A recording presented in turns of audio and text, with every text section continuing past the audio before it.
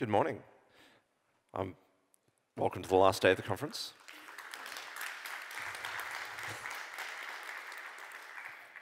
It's great to see you here all bright and early. So this is Site Reliability Engineering Team Lifecycles. This is a talk that I hope will give you an insight into how to seed and grow SRE principled approach in your organization. I'm not going to sit here and tell you how to do the SRE role so much as talk about how you will approach doing SRE in an organization and making that SRE team actually useful to that organization. So first of all, I need to introduce myself, give you a little bit of context where this talk is coming from. I am Stephen Thorne. I'm a site reliability engineer. I've worked in both ads and cloud at Google, and I've been responsible for operating and improving the reliability of very large systems. My new team, Customer Reliability Engineering, which is still an SRE team, is approaching our cloud customers and helping us understand their products and integrate our practices with theirs to help them run reliable systems on our platform. And finally, the Site Reliability Workbook, the new book that came out last month, was a labor of love for me. Collecting and trying to distill the wisdom that we've grown inside Google and also what we've learned from industry and putting it down on paper, trying to give you an idea of how to implement SRE in your organization. And that's where I'm drawing a lot of the information from this talk as well. So what do we actually want from site reliability engineering? Google has found that site reliability engineering has been a very successful model for operating applications in production without getting overwhelmed. We found it addresses the long-term costs of running software and tries to bring this alignment between developers and operations and provides a framework which we use to run systems at scale. So we believe it's a versatile model that can be used to run mission-critical systems if they're large, small, huge, very fast-growing. But that's just words. Like, how do you actually implement that, and how do you actually present that as a value proposition to your organization? So first of all, I think you already do site reliability engineering. Let's just get that out of the way first. I really believe that you are already doing SRE. What I'm trying to do is trying to give you some tools for you to be able to make that SRE approach more practical and more valuable to your organization rather than teaching you how to do your own role. You've heard of this conference, you've read about, you've implemented all the things I list here. Blameless postmortems, incident response, monitoring and alerting, capacity management. These are all SRE things, and you should continue doing them. I'm not saying don't do them. I'm trying to give you some of the tools and some of the basis for how to get your organization on side with you as well. I've spoken to folks at organizations who come to me and say, we want to start doing SRE. How do we do that? So what we've done is worked on a set of principles that codify the core of how to make an SRE function in a business actually make sense, and to try and achieve that alignment between dev and operations that we claim it provides. So just to give you a random example here, blameless postmortems, hugely valuable, but they're not actually going to cause an alignment between dev and operations. They're just a way of blaming people without actually saying you're blaming people. If you watch the talk on Wednesday morning, I laughed all the way through that talk. So what I want to do is give you a broad set of directions that will help you unleash the potential of SRE in your org. And we call this the SRE team lifecycle because it starts with a small set of principles and scales to as large as I've seen. And these are those principles. I don't want to leave you in suspense here. Site reliability engineering needs service level objectives with consequences. Site reliability engineers have time to make tomorrow better than today. And site reliability engineering teams have the ability to regulate their workload. So I'm going to address these one by one, and you'll notice that the subject of these principles changes with each subsequent item. As your application of SRE principles goes through its life cycle from inception to large-scale deployment. If you just implement principle 1, that's fantastic. And you don't even need an SRE in your org to do that. And as you implement principle 2, that's how you actually get your engineers to be productive. And then principle 3 here is about how to make an SRE team a useful unit within an org. But you don't actually have to go all the way through just to implement SRE. You can do SRE without even having an SRE. First, we're going to talk about this alignment of incentives. Service level objectives. I believe they're fundamental to SRE practices, and I'm going to briefly introduce them, just because there are people in the room who haven't seen them introduced before, but also because my terminology differs to other people's terminology, and I want you to understand where I'm coming from here. We're only going to touch on some of these concepts, and if you want to know a whole lot more, there are some excellent books, blog articles, other talks at this conference about that. So SLOs define service level objectives, define a goal for reliability that we believe an application needs to achieve to meet the needs of its users in the business. We measure how well the application is performing and aim to keep it at or above that level of reliability. There's an ideal to defining an SLO that I apply, that if the customers are generally happy with my application's reliability, then the SLO should be being met. And so here are some typical SLOs, paraphrased as, your site is up enough. Your HTTP server responds with success, often enough, fast enough. Your logs processor processes enough log entries fast enough. Defining a good SLO means picking goals for measures that track your customer's actual experience. Ideally, you want to set goals on things your customers really care about. You never want to set an SLO on CPU usage because your customers never actually see how hot your CPUs get, but they do see how an overloaded server slows them down. That's the distinction we want to draw here. So SLOs can get very complex, especially when they start to involve actual user expectations. You click a button, and then 10 minutes later, something happens. Trying to get some kind of metric which matches their expectations is quite hard to do in detail. These are just simple examples. I'm sure you can appreciate that it can get actually quite difficult. But of course, start with something simple. Always start with the simple. Otherwise, you're just going to spend up polishing something that you never get out the door. So I believe SLOs are your best alerting metric. This is actually one of the value propositions of SLOs, that if they're good SLOs, then being out of SLO means your customers are getting unhappy, and it's time for whoever's holding the page to spring into action. Time to be a hero. But that's not where the story ends. And in fact, it's just the start, and we're not really going to talk about this at all, because we're actually concerned with how the organization responds to unreliability, not the SRE. So every time I talk about SLOs, it evokes this conversation about SLAs. In my view and definition, SLAs are legal agreements between organizations with penalties for not meeting them, typically financial. I try to defend my reliability at the point where the customers start to get unhappy using the best quality metrics that I can possibly come up with. And this is the point well before the SLA, where they're eligible to get their money back. So SLAs have their place, but they're not feeding into our SRE principle here. But if you remember what that principle said, it was site reliability engineering needs SLOs with consequences. So much like an SLA, SLOs need to have consequences. Otherwise, they're just not going to have any useful impact. They're going to be amazing alerting metrics, but that's where it stops. It doesn't bring any of that alignment. It doesn't bring any of that coordination with another group. And so I strongly advocate, while using SLOs as a way for your on-call engineers to get alerted, we need to actually look at how it impacts your business in the longer term. And that's where error budget policy comes in. So much like an SLA has financial consequences, SLOs have their own consequences.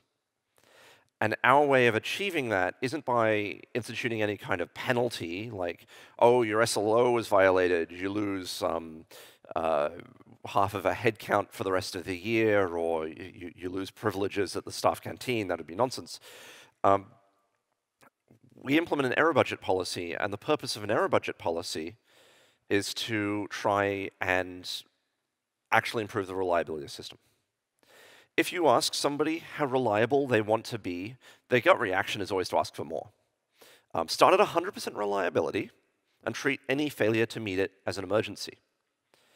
But in truth, we know that the only reliable system is one that does nothing at all and can never change.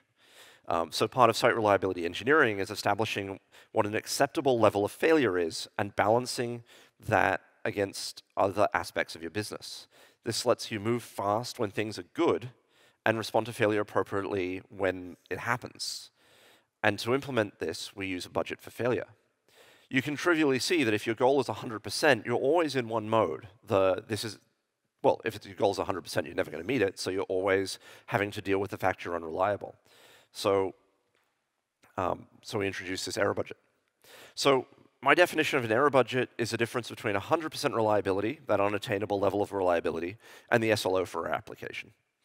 So as measured over a reasonably long window, such as a month. While we remain within budget, we're more reliable than our goals, and when we run out of our budget, we need to take steps. This automatically brings you into a new operating mode. So when you're in SLO, you move fast, and it's actually the goal of the SRE org when you're within SLO to reduce friction and allow the organization to take risks. So I present a simple example here. An uptime SLO of 99.9% means being down for 0.1% of the month is okay. We all know that 0.1% of a month is 43 minutes. So after a 20-minute outage, you have another 23 minutes of downtime budget to spend over that period. And you can spend that doing releases, doing whatever. That 20-minute outage shouldn't evoke any organizational response.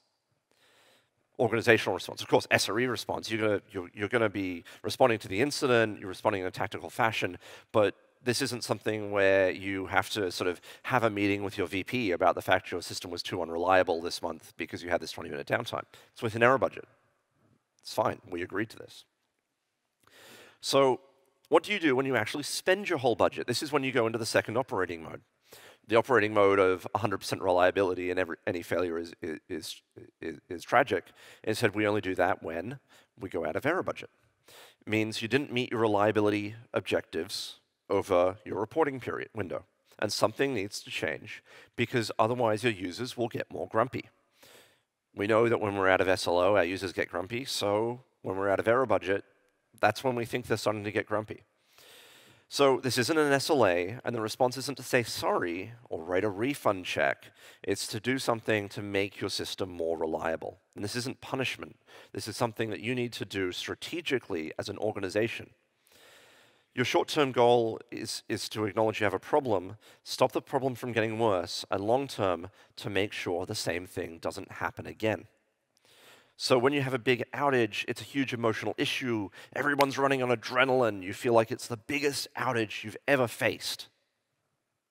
But it's okay. You already agreed in a non-emotional and calm way a few months ago that when you run out of error budget, in partnership with your dev team and the folks running production, and your product management, and your executives, what steps to take if it ever got this far. So that's your error budget policy. The error budget is just maths. The policy is actually where it hits the organization. And there are many possible error budget policies. The one that suits your business is probably very specific to what will materially help your application improve its reliability and what you can get agreement from your stakeholders. It's a policy, so it's something that needs to be supported from the very highest level of your organization. It doesn't matter if you and the guy sitting next to you or the woman sitting next to you sit down and make up a policy and write it down and put it in your wiki unless you actually have agreement to it. So that's step one.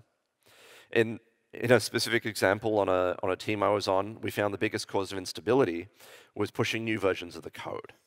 Because too many systems were being rolled out at once, a failure in any one of them caused them all to suffer. We had to roll everyone back at the same time. It was slowing down development velocity. And in the meantime, our customers were facing performance degradation and errors. So the error budget policy that we were using at the time was to introduce a push freeze. And during that freeze, we worked with our developers to partner and decouple the releases. This would result in a freeze, everybody working on this problem, we'd start releasing again, we'd have more problems, we froze again. And it was this situation where we were able to align the incentives and get our devs and our SREs to actually work on the thing properly. And now all of these components are decoupled, any of them can be rolled back quite safely without damaging the whole development process. And this is the whole idea of being able to align your incentives so your devs actually get something more reliable at the end of the day.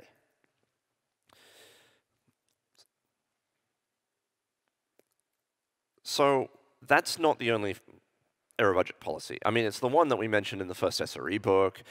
It's the one that we use across Google a lot. And one of the reasons for that is our own analysis of our own stuff says that 70% of our outages come from configuration or binary changes. But that's Google statistics, and the stats in your organization might be vastly different. I see orgs that have such an amazing QA department that fewer than 1% of their releases cause any problems or have to be rolled back. And I think that's just fantastic for them. So they need something else. So I've seen other examples, such as when you have an error budget overage, sprint planning must pull action items from the backlog, post-mortem action items from the backlog, or software development team must meet with the SRE team daily to outline their improvements.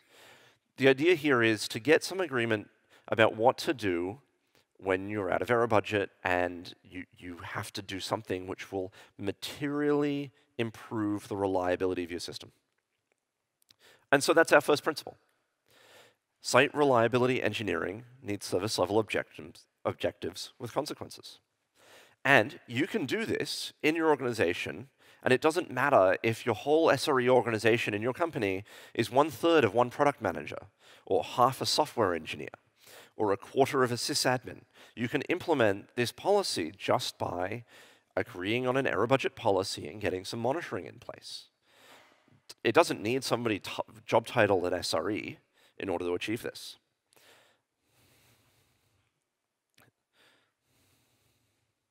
So the key points are: measure your reliability, hold yourselves accountable, and act on it when it's overrunning your budget.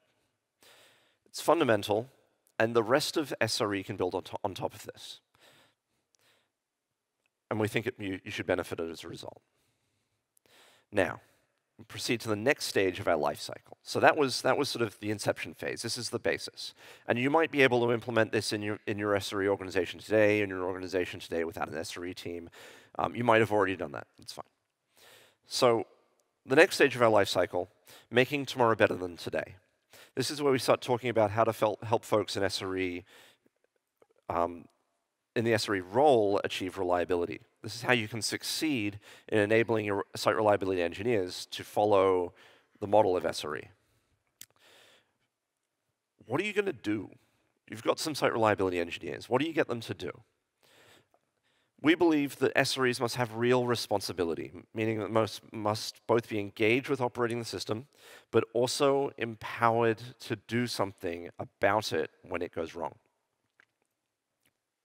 So what will you as an SRE or your SREs work on? The first one is defining and refining the service level objectives. Often, even if you have them, they're not any good, and even if you think they're good, they can always be improved. I think the first thing you should do in any post-mortem is look at and say, what SLOs were impacted? And if they weren't, why weren't they? And if they were, is that actually damaging the customer experience? And you should be refining these. Your site reliability engineers will typically actually be your experts on this, and also the expert on running the system in production, and can bring some alignment there to the monitoring and for tuning and finding SLOs. Your site reliability engineers, you as site reliability engineers, are the best placed person to see that the error budget policy is enacted when necessary, giving guidance and reminding folks of that agreement that they made. They need to make sure that the application is actually meeting the reliability of the expectation of its users. You are responsible directly to the users as a site reliability engineer. The users of the system need the system to be up for it to work, and so that's where you need to be thinking. But I also think that SRE needs to be doing some toil on the system. It's a major part of operating systems in production, and if it's not part of the role, then you're not touching production quite often enough. But it doesn't mean you have to be toiling every day. Not toiling the whole day, running kubectl over and over, reinstalling systems, upgrading base images. It must be a bounded part of the role. Because if you're an SRE and you don't have anything apart from time for toil, you're really just being consigned to doing ops over and over and over. It's almost an entirely ops role, and you're not actually able to apply any of the SRE principles. So the idea here is that we want to put a bound on that toil. We typically say 50%, but that's just an arbitrary number, meaning if it seems too high, drive it down, and if it seems too low, drive it up. So apart from toil, you should be doing project work, and I think this is the most important piece. As an SRE, you need to be able to accomplish project work, not just do it, with a focus on making things better for yourself as an SRE, whatever better might be. Better in your organization, that depends entirely on what your concerns are and what your needs are. So I think the first thing you should look at is things that are impacting or might impact the SLO. Those risks that you've identified and you think, well, we could do something about that one cable being the single point of failure for the entire data center. And secondly, anything that is simply causing you toil. These are the two most important projects which you should think about picking up. By giving SREs the time for and the ability to do project work, they can accomplish more, because they have the mandate to dig themselves out of whatever hole you're in and enable to go ahead and actually get that done. As an SRE myself, I'm in constant fear of operational overload. This is a well-founded fear. If it happens, then work will compound, and all I'm doing every day is toil, and then I'm not able to do any projects, and then I'm not able to drive down that toil. You end up doing nothing but ops and keeping the system running. So, in your organization and in the SRE lifecycle, you have to have acknowledgement from your management, from the other departments, from your other stakeholders, that if your SRE team is doing too much toil, you've got to be able to do something about it. Add more resources, get project work done in other parts of the organization which will drive down this toil. And if you can't get that agreement, you need to sort of go back and say, have the SREs been given too many things to do? Is there anything we can do to reduce this? You've got to be able to have that alignment in your organization. So your organization needs to acknowledge that SRE is not just ops and pay attention to what projects they're working on and what they're delivering on. And so here is our second principle. Site reliability engineers have time to make tomorrow better than today. And you can see how we do it by capping the effort on ops and providing the space to do project work. And I think any org with either one or thousands of SREs needs to apply this principle in order to enable SREs to both run the system and address its reliability at the same time.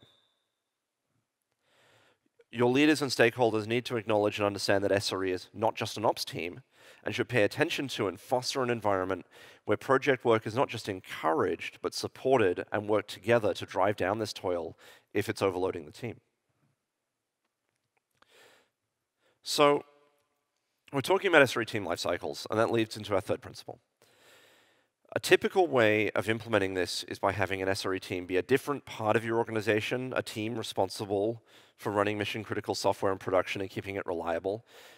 And I'm talking about that model, but I acknowledge there are many other models of doing this. There are SREs who are embedded in their dev teams. They might report to the same managers.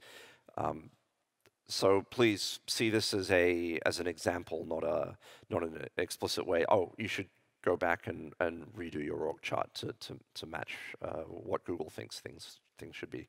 Not being prescriptive here. So I don't think you can create a site reliability engineering team by taking an existing team and changing the name on the door. I actually had a conversation with somebody just recently, and they said, okay, so we've hired 200 SREs, but now what do SRE do? I really want to know how you can find 200 SREs. Your SRE team lifecycle will work but better if you start with SLOs, build up some principled approaches to engineering to those SLOs, and prioritize giving the most mission-critical systems to the SRE team to own in production. Now, note that I say mission-critical, and giving. This means that there's plenty of room for other teams to run things. An SRE don't implicitly have the only keys to your prod infrastructure. As an SRE, you're there to force multiply.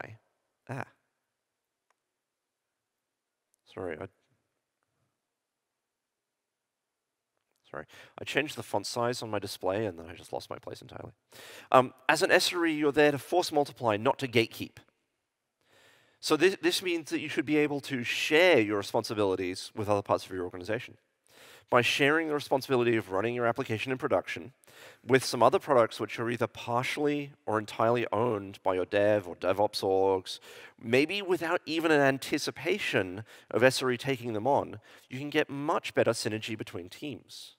Now, I do acknowledge some folks only have like the one application in production and things like this, but when you have many, many microservices, there's this tendency and there's this impulse to say, oh, well, we're launching to production tomorrow. Let's tell SRE about it. That's a little too late, isn't it? So by having a shared operation model where you say, okay, devs, you can actually deploy things to production, but if they're mission critical, then SRE will consider taking them on. That's a much better way of sharing responsibility and sharing the fate of your organization and sharing the fate of the reliability of the system.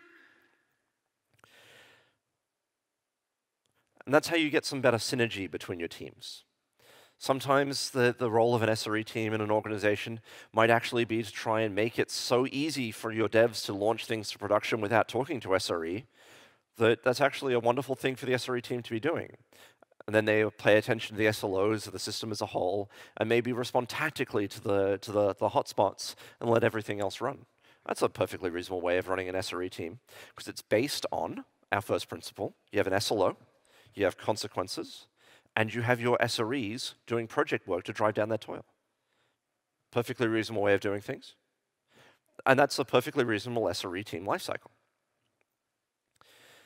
So we see SRE as a team that needs to be able to do a good job of dealing with the most important pieces first. And as that team grows, we'll take responsibility, perhaps, for more and more production services. And to be clear here, if you're getting overloaded with toil, stop taking things on. And you need agreement from your organization that that's something that's allowable to happen.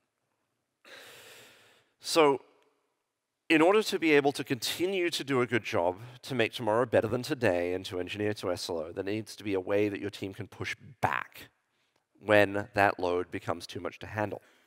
So we apply that pressure many different ways to try and regulate this workload. And it might be that a system is so complicated that no one can operate it without knowing it inside and out. So to give people, if that's the case, and nobody can possibly operate this without knowing it inside and out, one of my examples here is, well, we got paged again for error message -1, the only page we ever get for this system. And so we have to escalate to the dev in order to figure it out. So the most appropriate SRE thing to do here is to put the person who can fix it on the pager. Done. Solved. SRE team toil reduced. The system is made more reliable because the person who can fix it is notified sooner. It's paying attention to your SLO as well. It's perfectly reasonable in my opinion.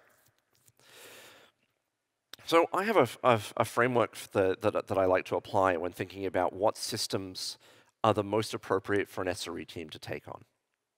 This is the sort of thing where you say, okay, I've got 100 microservices, I've got 3 SREs, what's the most important thing what's the most impactful thing that they can do? This framework comes from the 3 principles. How mission critical is it? The more mission critical, the more important that it might be for an SRE team to take it on, but it's not the only axis. Second one is how operable is it? How much can they actually do when it pages? Will they be able to add more resources? Will they be able to debug it? Will they be able to find out what the problem is and resolve it without escalating? That's how operable it is. It might be, oh, it's you're in 3 data centers and 1 data center has a blip. You remove the traffic from that data center at the load balancer, you're fine. Or it might be it's a singly homed application running a piece of software and the only thing you can ever do is reboot it. There's a big spectrum there. And then there's how mutable it is. How much are your SREs going to be able to affect it in the long term? Meaning, okay, so it was unreliable today. There was that problem. There's that procedure we do when that problem occurs. reboot the system. And we're not allowed to touch the source code, we're not allowed to see how it works, and we're locked off from the logs. And we're definitely not allowed to write any commits or update the monitoring. It's not a very sort of easy to change system. It's not a sort of system that you can defend the reliability of long term. When you enact the error budget policy, your SREs will say, well, error budget policy is enacted. There's nothing we can do, though. So it's not very mutable. So when you're picking what applications an SRE team will be most effective dealing with, they want to be mission critical enough that the company wants to invest. They need to be operable enough that the SRE team will be able to do the toil part of their job and be able to respond to things when things go wrong. And then in the mutable bucket, that's our project work. That's how we're going to be able to affect the reliability of these things long term. Of course, there is a combination of these things, and there are different qualifications to these. And it might be that, well, it's not very mutable, but it's mutable enough, and it's super mission critical, so you do it anyway. So let's talk about leadership buy-in. And I believe it's required for every aspect of SRE. It's required for our error budget policy, for our cap on toil, and especially important for shared responsibility. If your leadership doesn't back up your error budget policy, you need to go all the way back to Principle 1 and fix that, potentially again. When your applications miss their SLOs, it puts a large amount of additional load on the SRE team, who by necessity has to spend much of their time fighting fires and will accrue more tasks to do to improve the system. So your leadership is the best placed part of your organization to help here, either by funding the focus on reliability or, and this is important, by agreeing to a loosening of the SLO. We should all acknowledge that sometimes it's okay to loosen the SLO. I have seen an SRE team literally fall apart and be disbanded because the application was constantly out of SLO and the development team refused to commit to addressing the problem. If the pager is going off too often, can't you just hire more people to answer the pager? Said the management of that team. But we believe the correct thing to do was freeze the pushes, refocus development on fixing things identified in postmortems, and improve the health of the application. But that never actually got resolved. There was no leadership buy-in there. And fortunately, the SRE team leadership applied this principle and said, no, enough is enough. SRE will work where they can provide more value. And we gave the operation of that service back to the developers.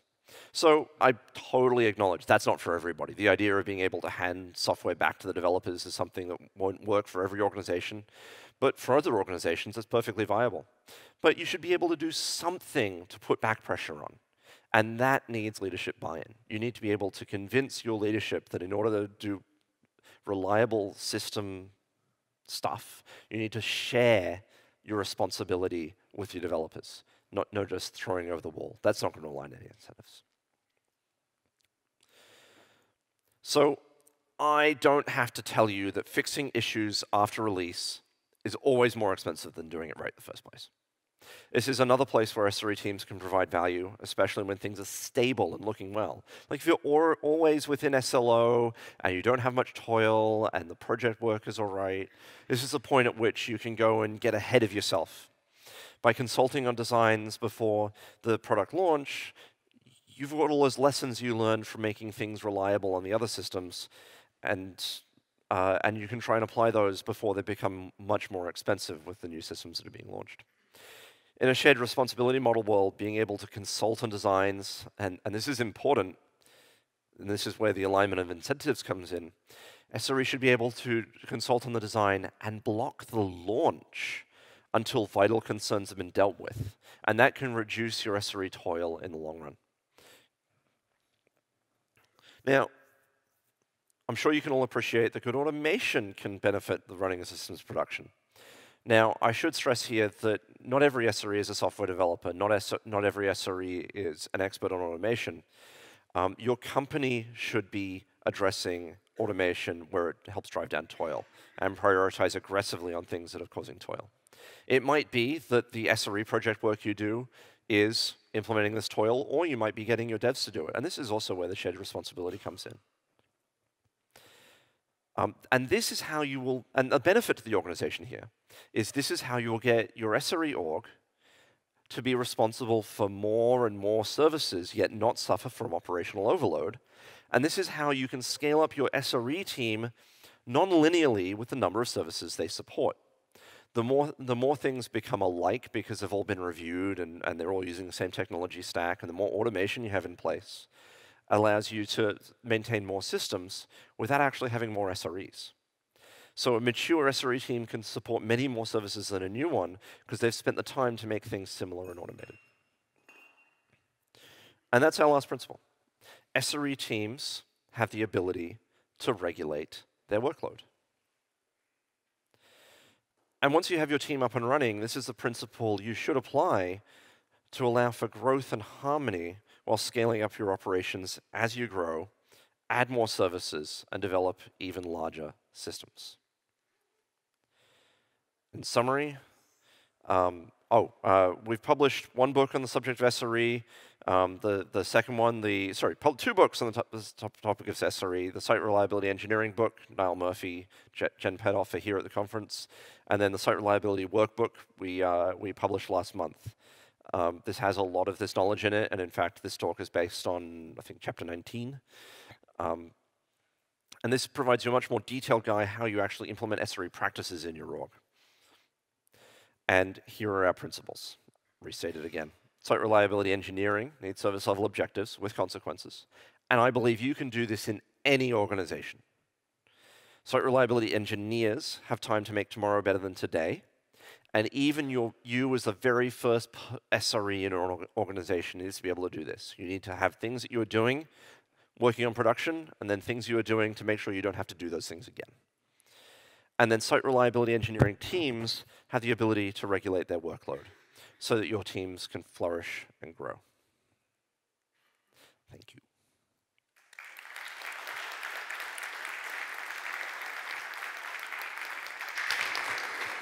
Now, one of the great pleasures with giving this talk is I know that there are a lot of people in the audience who have questions about how to do this, and so I'd like to actually give you a few moments to ask some questions. David Blank-Edelman, everyone. Great. So, I hear these talks again and again about, that include these caveats, but this may not work in your organization, or this will work in your organization, that sort of stuff. And I would really love to see a method to determine whether these things will work in an organization that does not involve trying it and failing it. I'm not exactly talking about what you do when you say stress test a bank, but I am, kind of. And so I'm just curious if your group has seen methods for determining how well and how much friction there will be to these sort of things without actually doing them and failing. So that's a great question. In fact, the thing that will work or won't work for your organization, the moment that I find out that it won't work is actually very early. It's when you mention it to a product manager or a C-level exec and they say, that could never work here. And their prediction of doom is often totally accurate because they're the person who will cause it to fail. And that's where the leadership buy-in thing comes in. You need to be able to get them on side and make them enthusiastic about it. And these folks who say, you should do this, you should align these incentives, you should give them time to do the toil, and the project work to drive down that toil. If they're on your side, then that's our recipe for success. And the failure happens in the first 30 seconds, in my experience thus far. Talk about error budgets. For example, you've got like 43 minutes of downtime in a month. On the second day of the month, I've got an outage and 1 hour down. So does it mean that I should not have any error to the rest of the month? How do I manage this error budget over time? Excellent question. So my experience here has been that error budgets are either great over a much longer period, so like a quarter or a half year, if you're going to go on a quarterly or a half-year reporting period and that actually matters to you. But if you're going to go anything shorter than that, you should do it on a rolling period. The other example here is what happens if you have a major outage on the 31st of the month? Does that mean that on the 1st of the month you don't have to worry about that? I assure you your customers remember yesterday. So I advocate a rolling 30 days and a burn down. And in fact, in the site reliability workbook, we've got some great maths and the worked examples in Prometheus syntax for how to actually measure how quickly you're burning that error budget. Because you can easily understand that if it's a slope and it's going to cross the line in a week, you should file a ticket. And if it's a slope which is sort of almost vertical going towards the axis, then you need to act immediately. And so that's sort of how you respond to that tactically. And then the idea is to try and keep it above that line as much as possible. Ideally, you sort of dip below, and then in a couple of days, you've got error budget again, because you're using a rolling window, and if things go badly, you might freeze for a couple of weeks, just so that your customers don't experience any more pain. I like the idea to give payloads to developers, but how do you handle production access, taking into account compliance? Production access and compliance. Okay, so I understand with compliance, there's a whole lot of stuff like the person who writes the code shouldn't push to production in some regulatory frameworks and things like that. SRE can work entirely in tandem with a traditional ops team or with your DevOps engineers who are qualified to do this and everything. SRE doesn't mean the people who push to production. I think that's something that we need to acknowledge, and I'm trying to emphasize here, that when you're sharing the responsibility for production with the rest of the org, it means that SRE should be concentrating on the mission-critical systems, the SLO compliance, all of this, but they're not the gatekeepers for everyone. In your organization, you might have traditional ops people, or you might simply consign a number of your SREs to a traditional ops role. But that's sort of tangential to the SRE principles. That's just how you're implementing things in your org.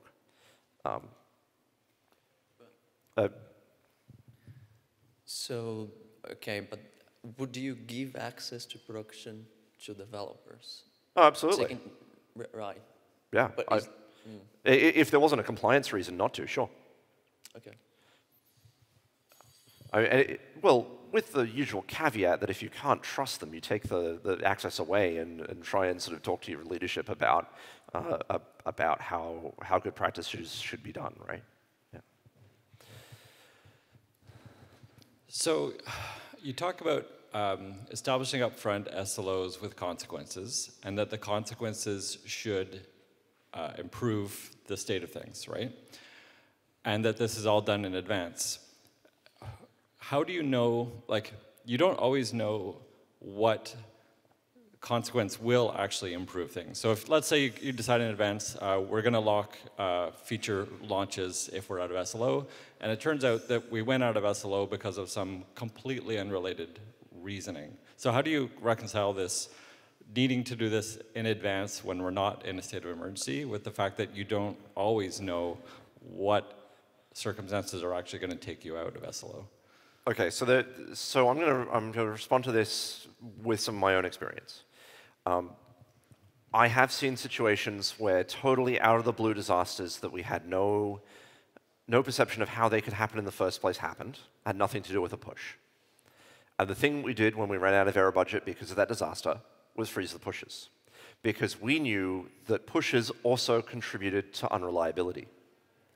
And that was the easiest way for us to start clawing back error budget at the fastest rate possible and increasing the confidence of our users in our system while we fixed all of those things. So of course, when you have a postmortem, you have action items, you action those action items. That's something that we advocate your org does as SRE things that your team is probably already doing. And the error budget policy shouldn't be a punishment, it should be something that improves the reliability of your system. It's not necessarily the thing that would have saved you. If you knew the thing that would have saved you before the incident, come talk to me about your DeLorean.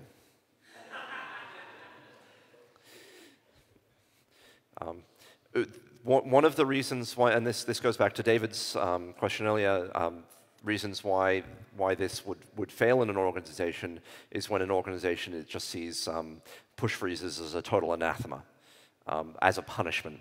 We believe that this shouldn't be a punishment, it shouldn't be something that's punitive, it's got to be something that helps the reliability of the system. And what works for Google isn't necessarily what works for another organization.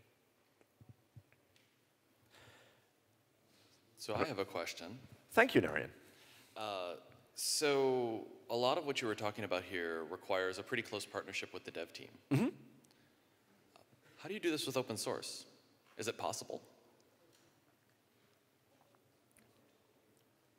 That's an excellent question.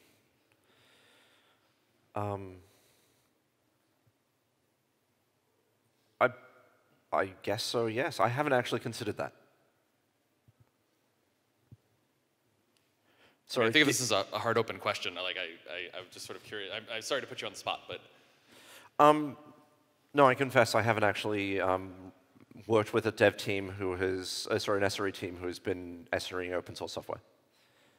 I mean, apart from MySQL and Postgres, but that's kind of like the operating model there is very removed from the actual software that they're running, and it's the operating model which requires more SRE. Well, so my SRE team does this, but we... What challenges do you face? Well, so this is the thing, right? I think that when you can treat it as a black box, and that's not the component that you need to freeze, and your sort of QA process is good enough, everything is cool, right? It's when you're facing deeper challenges where the problems are in the open source software, right? It's coming from inside the house, that you need to actually figure out what is the process there. And I guess, one of the things that I wonder is, does that require a big internal investment in terms of having devs that are working on that open source software? Well, right? that's one way to do it. I would assume that if you are releasing open source software and selling it, you are investing in that. That's an assumption I'm making, though. I mean, this is the reason I'm a bit stunned here, because I've not actually worked in this model before. So, any other questions? Well, thank you very much for coming, everyone. My folks over at the Google booth have asked me to let everybody know about this quiz that we're running, because it is a raffle that is being drawn in 45 minutes. So if you want to do that quiz, you can win some prizes, including a copy of my book. I even have my signing pen if you catch me later. Thank you very much, everyone.